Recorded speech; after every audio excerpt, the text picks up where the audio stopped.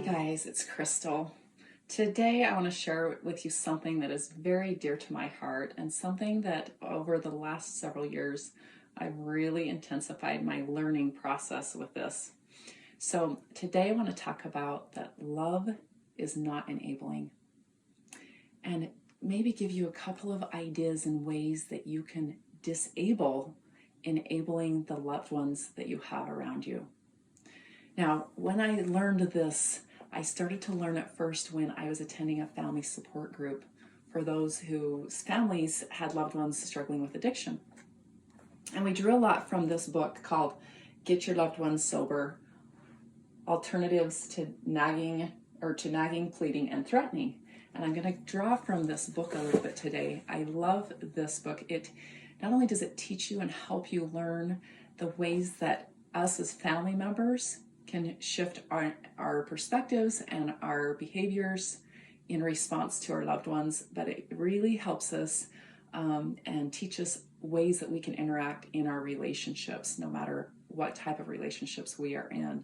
So, have you ever felt like the loved one that you may have that's dealing with an addiction, or maybe even just a child that you have that you're raising, that you're not being able to figure out what you can do to help them grow and become their best self? Think about a time in your life when you really struggled with something for yourself, and a time that when you struggled, what you did to overcome that struggle. When you overcame that struggle, what kind of feelings did you have inside yourself? More likely, it's going to be feelings of confidence, a sense of achievement, of fulfillment, a joy, knowing that you've learned something and you've been able to become stronger because of what you experienced and you overcame. Now think of a time that somebody just rescued you when you were having a hard time. And what's the difference of someone rescuing you in that feeling versus when you overcame something hard for yourself, right? There's such a different feeling, and one is a feeling of empowerment and one is a feeling of enabling. So we're going to talk about ways to disable the enabling for your loved one so that you can show true love for them in their, no matter what's going on with their behaviors.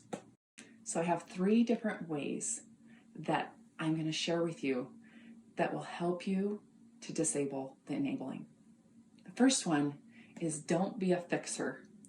I want you to think about your loved one who may be struggling with an addiction and what kind of behaviors do they have.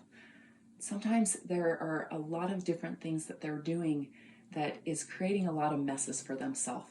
They can be immediate or long-term messes that they're creating. And the best thing that we can do to show love is to not fix it for them, right? If they've made a mistake, if they've done something that they maybe is wrong, or they've made messes, it's not our job to clean them up. And sometimes it's so difficult to sit and watch them be able to clean up their own messes and make things right that they've wronged.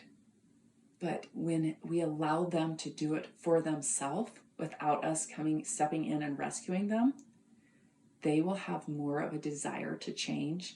It will give them a sense of confidence and happiness and joy because they did it for themselves. The important thing is that we allow real life consequences to happen for our loved ones, because this is what's going to create the desire to change. The second way to help disable the enabling is to don't be a nag.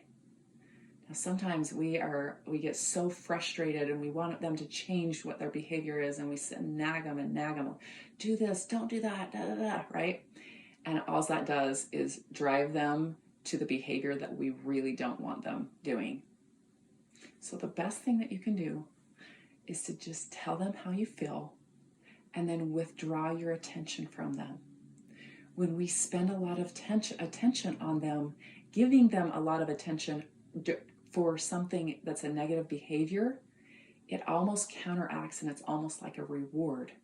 So what we want to do is express how we feel, then withdraw the attention so that they're not getting rewarded positively for negative behavior. On the other hand, when they take actions to show positive behaviors, things that you're looking for and what would love for them to do, as soon as they do these positive behaviors, that's the time to reward them with your praise and your encouragement, your words of affirmation, and giving them that kind of attention, maybe even spending quality time with them. But remembering to not be a nag is key here. The third thing is to not be a protector to them.